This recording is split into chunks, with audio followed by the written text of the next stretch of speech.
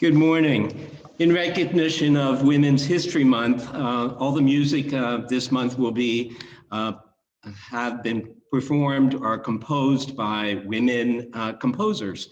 And this morning, all the music was composed by a woman by the name of Amy Marcy Beach, who lived from 1867 to 1944. So the same range that Florence Price did that I played last week. Amy was a fairly well-known composer and pianist in her time. She was a child prodigy. Her mother taught her the piano, and her mother recorded that she learned the piano so quickly because she associated each key with a color. And that's an interesting, I've heard that before. But she played her first solo at age 4, and by 16, she played the concerto with the Boston Symphony. So that was quite an accomplishment for someone so young. Over the course of her age, she was very prolific writer, composer, and composed piano concertos, over 150 solo, vocal solos, pianos, solos, operas, and she was the first female composer in 1892 to play her concerto with the New York Symphony. So worth knowing her music. The music this morning is from her Opus 119, and I have taken some liberties with the instrumentation. All the music was written for the piano, but I've played around with instrumentation this morning. So Amy Marcy Beach.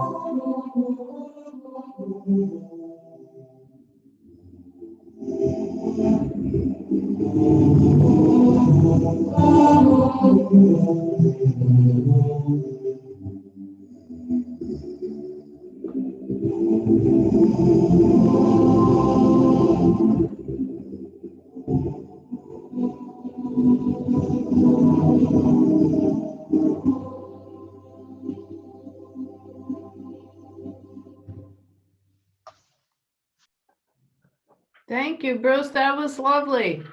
And the other piano sounded very different. I know you had pushed some buttons to do that. Good morning. Welcome to the Treasure Coast Unitarian Universalist Society in Stewart. Today is March 7th. My name's Judy Clough, and I'll be your worship associate today. We're happy to have our own Rev Bob MacDonald in the pulpit this morning. Thanks to those who helped with the service, Bruce Ruby, who you just heard, and our Zoom host and tech wizard, Corina Pelloni. We will mute everyone. Actually, it's already been done, so please stay muted. For welcoming congregation, we welcome everyone of all gender identities, races, ages, and backgrounds. Thank you for joining us today. We have Zoom services every Sunday at 11 in the morning. To find out more information, go to our website at tcuuc.org. If you sign up for our newsletter, you'll get announcements on Fridays, and you'll also get a midweek follow-up from the previous Sunday. This month, we're electing new board for the church year. The new church year begins in April. Please stay tuned for more information as the month moves along. And please remember to sign your pledge forms if you have not done so.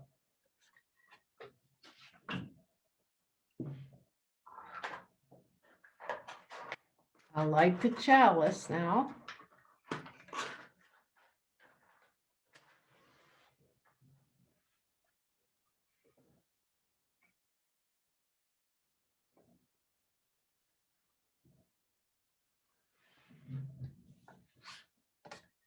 This morning, you'll hear the words of Doug Hammarskjöld, Secretary General of the United Nations in the 1950s, one of my childhood heroes. These words are found in the back of the hymnal, number 455. Each morning, we must hold out the chalice of our being to receive, to carry, and give back.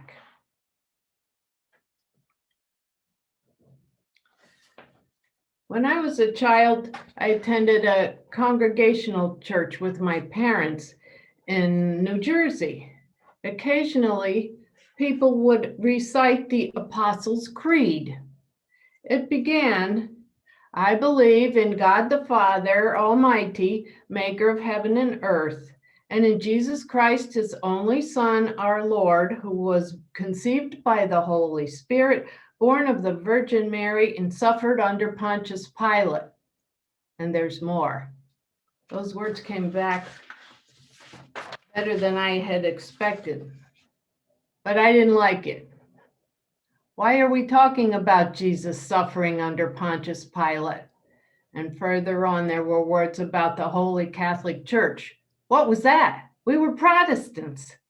And the communion of saints? We didn't believe in saints. That was clear. I was happy not to recite that every Sunday.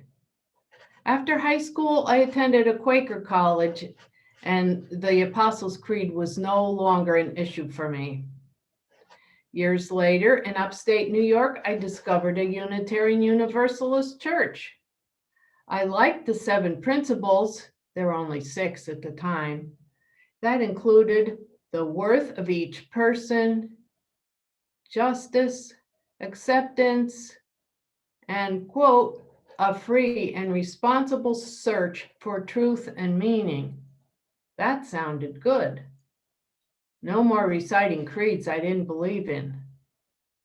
Today, we'll hear Rev Bob speak about, can I be a believer if I don't know what I believe? I'm looking forward to it. Now our music director will play and sing 347, Gather the Spirit, all of the verses. You may sing along at home, but please remain mute.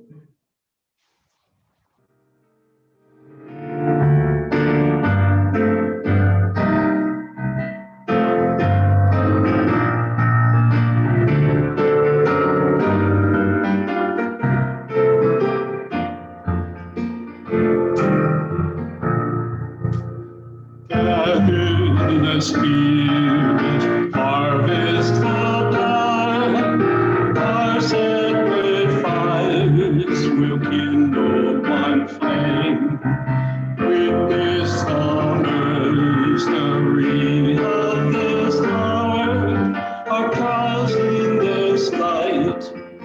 hear all the same. Gather in peace, gather in thanks, gather in sympathy now and then. Gather in hope, compassion and strength, gather to celebrate once again.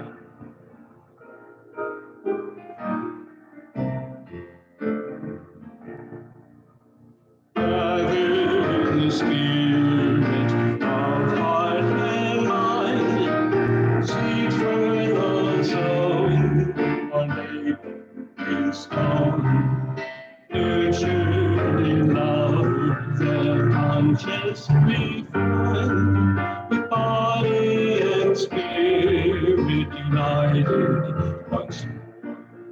Gather in peace, gather in thanks, gather in sympathy now and then. Gather in hope, compassion and strength, gather to celebrate once again.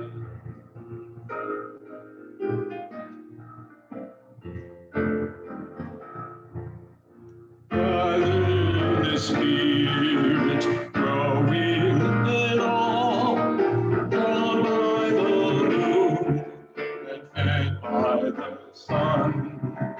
Winter to spring and summer to fall, the chorus of life resounding as one.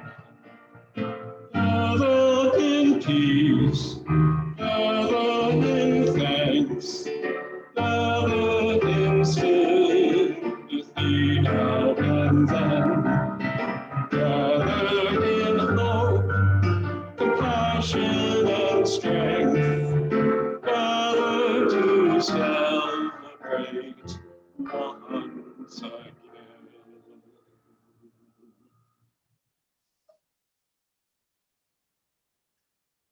Let us recite our affirmation. We'll speak the first verse and sing the second. Love is the spirit of this church, and service is its law. This is our great covenant, to dwell together in peace, to seek the truth in love, and to help one another.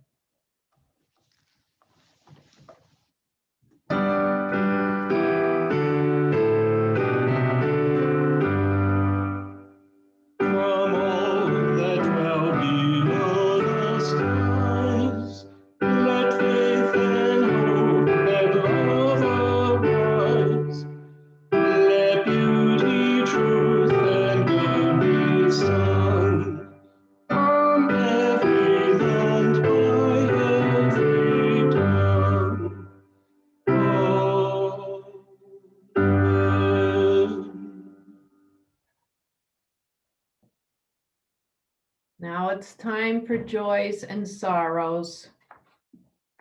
After you share, I will move a stone in our symbolic river to mark each joy and sorrow. Please keep them brief.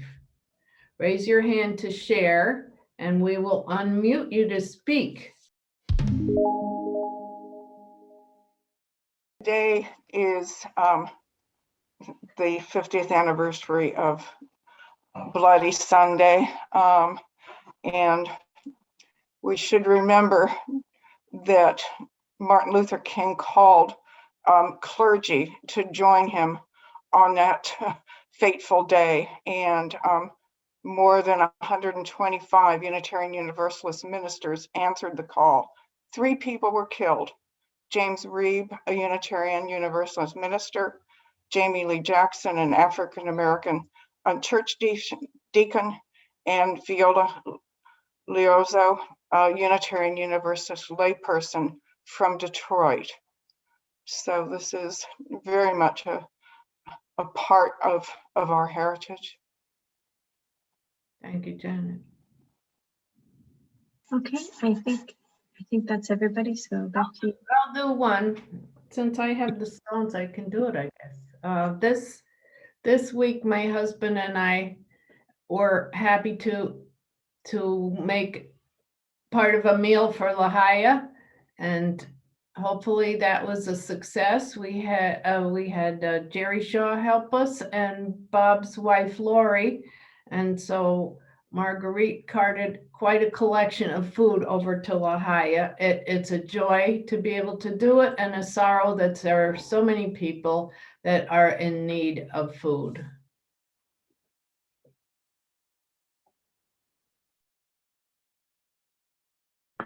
For those whose joys and sorrows are too private, I'll move a separate stone. And now our meditation is from the back of the hymnal, words by Leo Su, Beyond Words. It's entitled, "Existence is beyond the power of words to define. Terms may be used, but are none of them absolute. In the beginning of heaven and earth, there were no words. Words come out of the womb of matter. And whether we dispassionately see to the core of life or passionately see the surface, the core and the surface are essentially the same. Words making them seem different only to express appearance. If name be needed, wonder names them both. From wonder into wonder, existence opens." Now moments of silence.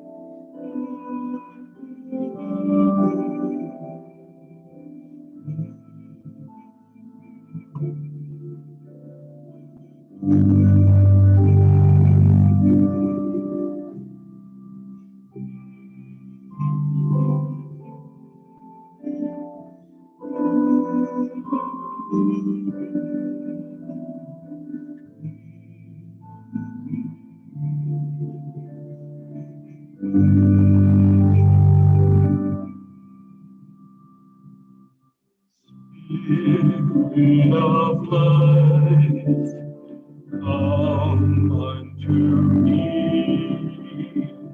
Sing in my heart all the spirits of compassion. Blow in the wind, rise in the sea. Move in the head, giving life the shape of justice. Root only blows, wings set me free. Spirit of life, come to me, come to me.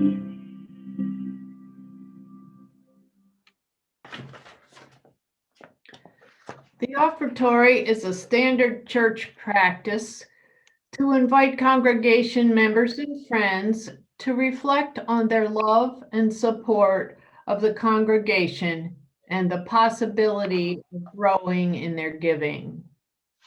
We all need to grow in our giving. Check the slide coming up for details on how to contribute to our beloved church. And now we will listen to Bruce, our music director, play the offertory.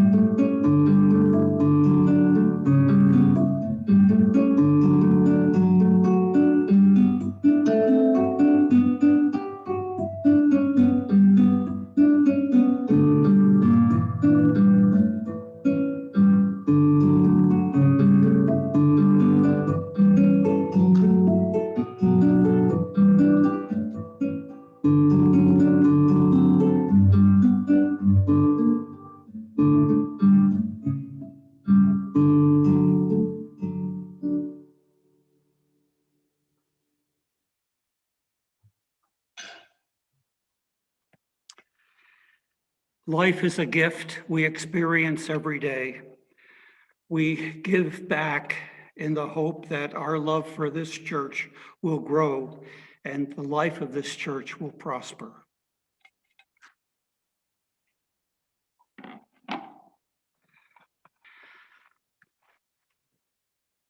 When I thought about what I want to talk about today, I couldn't help but remember the celebrant in Bernstein's Mass.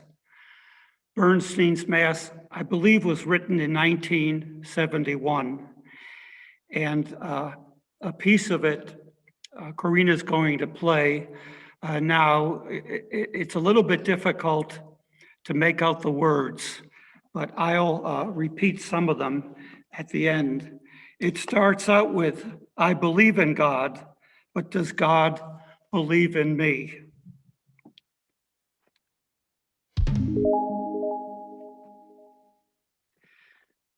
The best lines from the Mass, for me anyway, were these.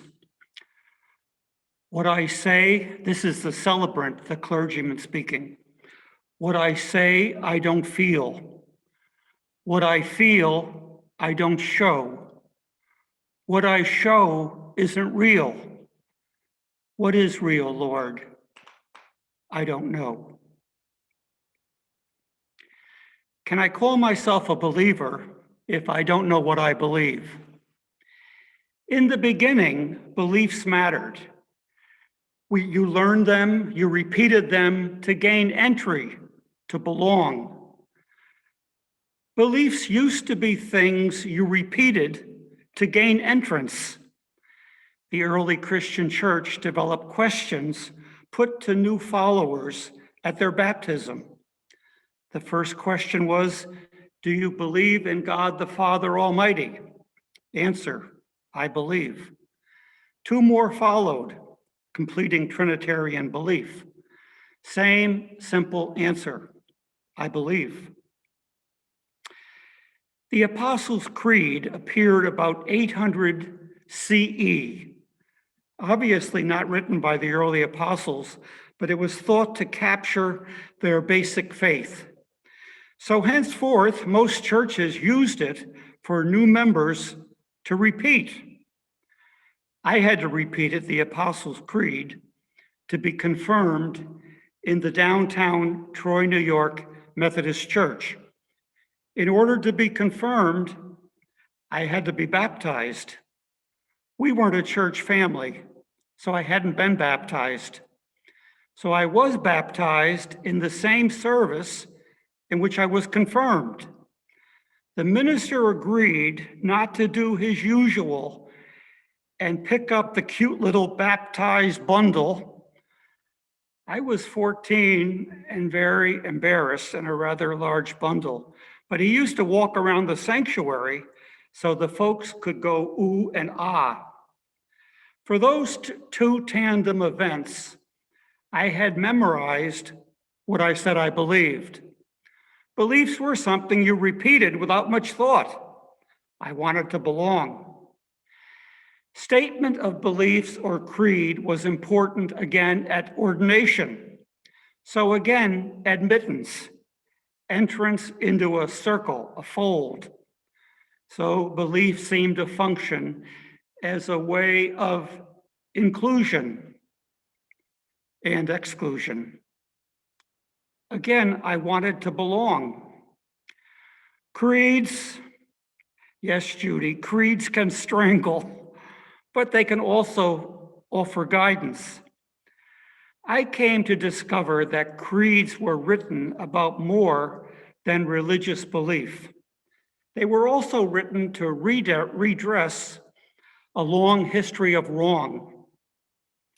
Since this is Women's History Month, I learned that a women's creed was written in 1994 at the Women's Global Strategies meeting. The creed was requested by Bella Abzug. Bella Abzug, there's a name that shines through women's history. So she requested it, and Robin Morgan and a team wrote it. Here's part of it. A Woman's Creed, remember, 1994. We are female human beings poised on the edge of the new millennium. We are the majority of our species, yet we have dwelt in the shadows. We are the invisible, the illiterate, the laborers, the refugees, the poor, and we vow no more. We are the women who hunger for rice, home, freedom, each other, ourselves. We are the women who thirst for clean water and laughter, literacy, love. We have existed at all times in every society. We have survived femicide. We have rebelled and left clues. We are continuity, weaving future from past, logic with lyric. We are the women who stand in our sense and shout, yes. We are the women who wear broken bones, voices, minds, hearts. But we are the women who dare whisper, no. We are the women whose souls no fundamentalist cage can contain. We are the women who refuse to permit the sowing of death in our gardens, air, rivers, seas. We are each precious, unique, necessary. We are strengthened and blessed and relieved at not having to be all the same. We are the daughters of longing. We are the mothers in labor to birth the politics of the 21st century. We are the women men warned us about. We are the women who know that all issues are ours, who will reclaim our wisdom, reinvent our tomorrow, question and redefine everything, including power. We have worked now for decades to name the details of our need, rage, hope, vision. We have broken our silence, exhausted our patience. We are weary of listing refrains on our suffering to entertain or be simply ignored.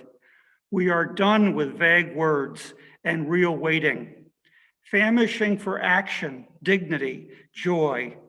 We intend to do more than merely endure and survive.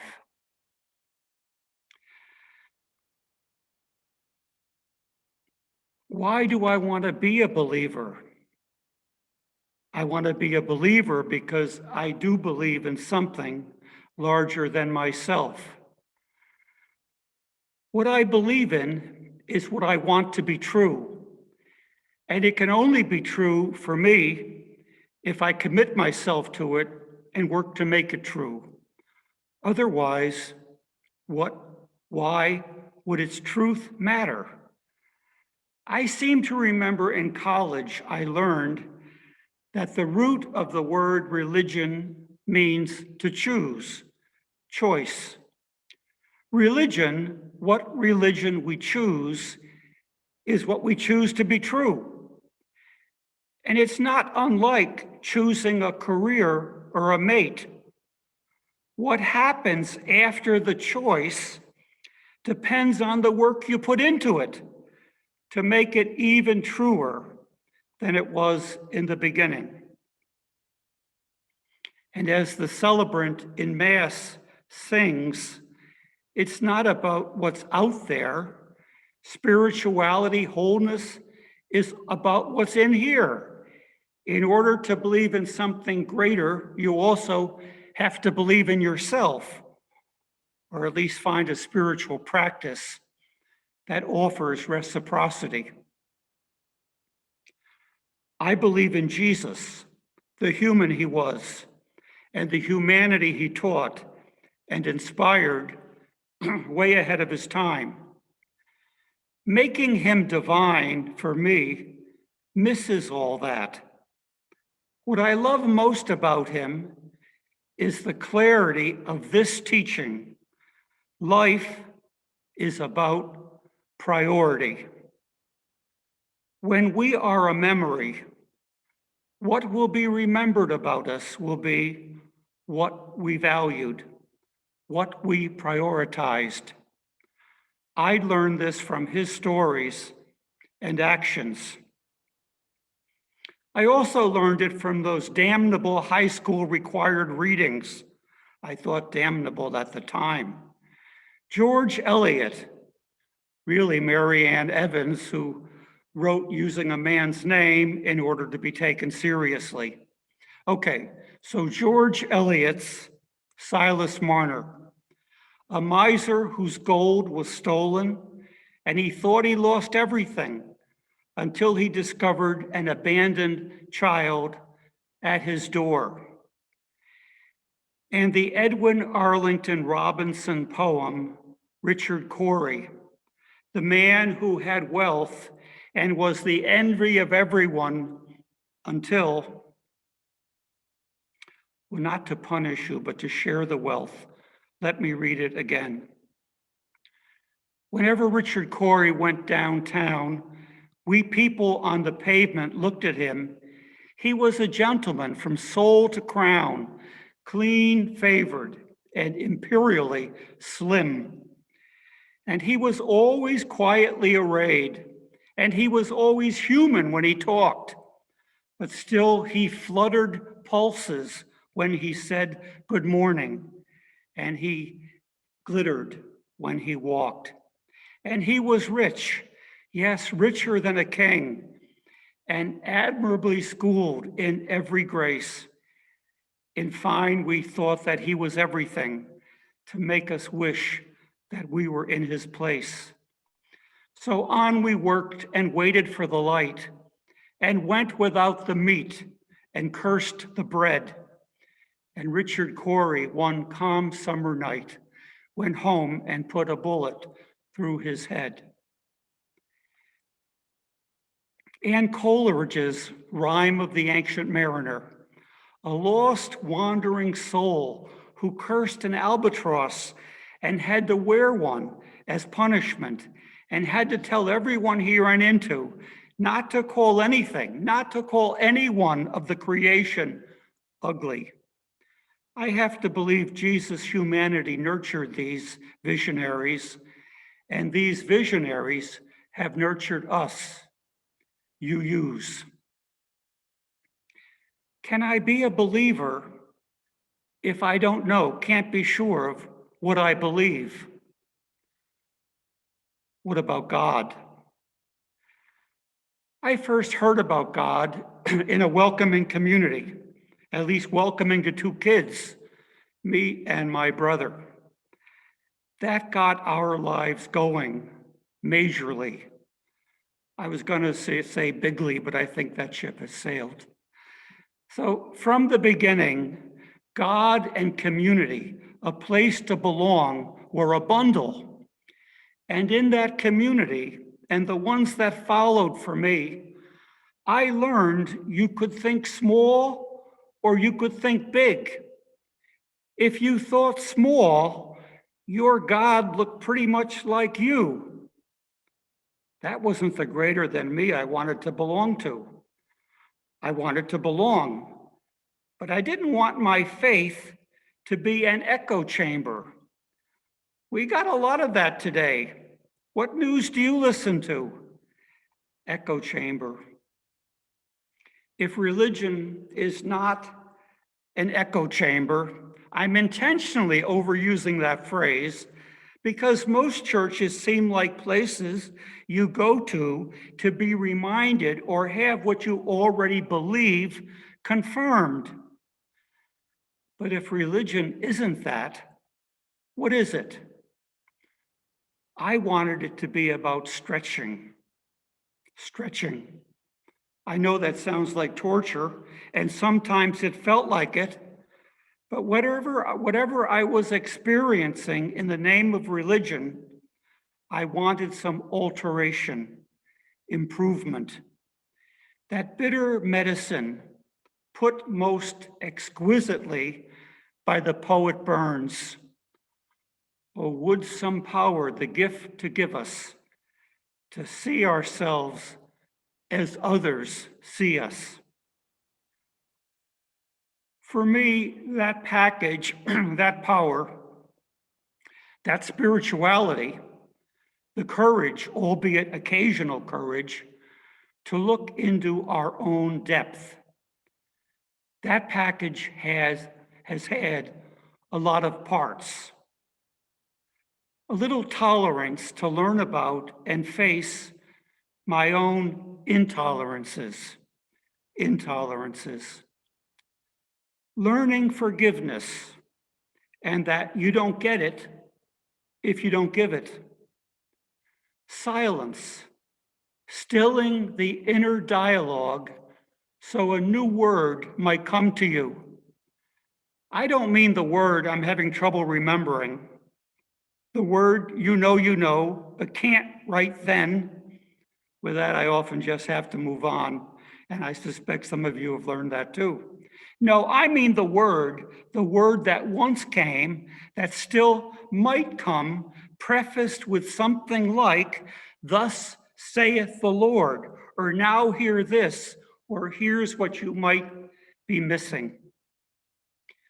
And when that happens, it is spirituality for me, because I know it's not what I have been saying or thinking all along. It is laced with breakthrough or insight, or at least the potential for them.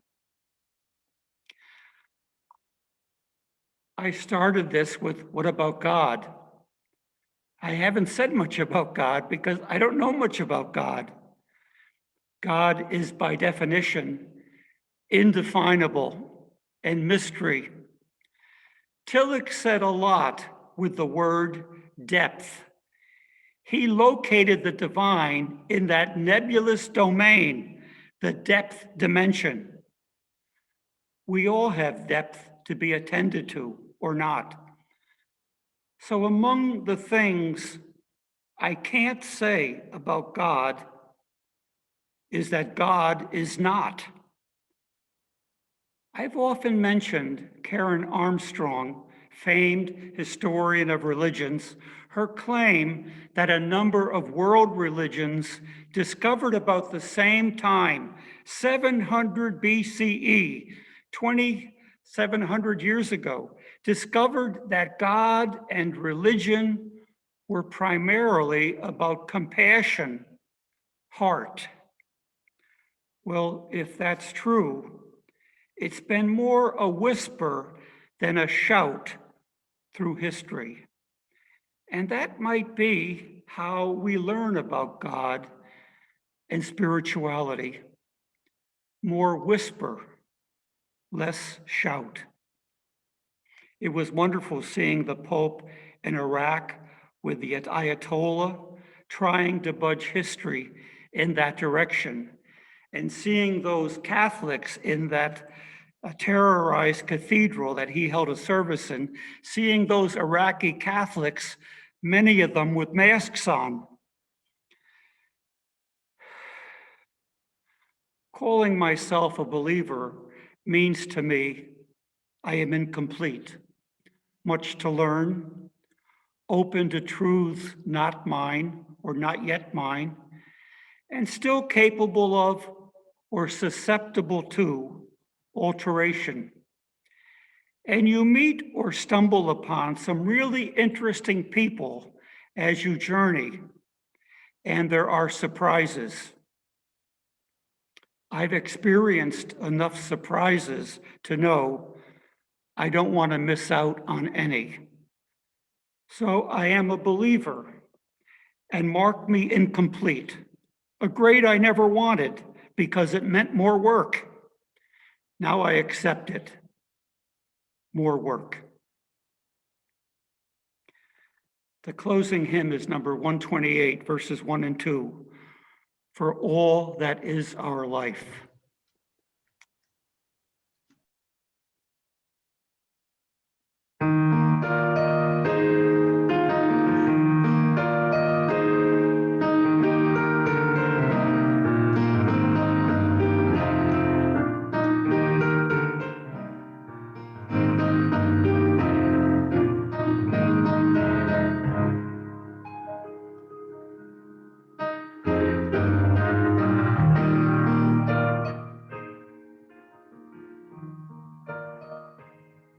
For all that is alive, we sing our thanks and praise.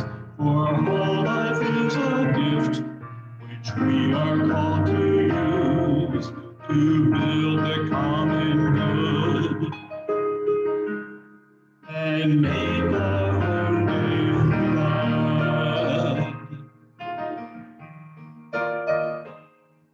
For needs which others serve, for services we give, for work and its rewards, for hours of rest and love, we come with praise and thanks.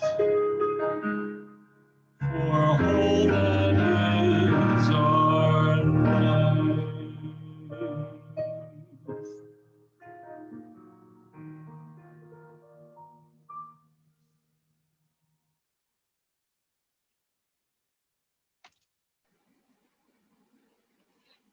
I think I'm unmuted.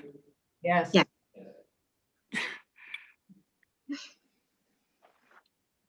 Judy will extinguish, if she hasn't already, during these closing words.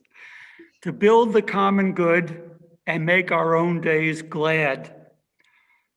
Part of the good and the glad, a good part of it, we are in a community of like-minded, most of the time, enough of the time.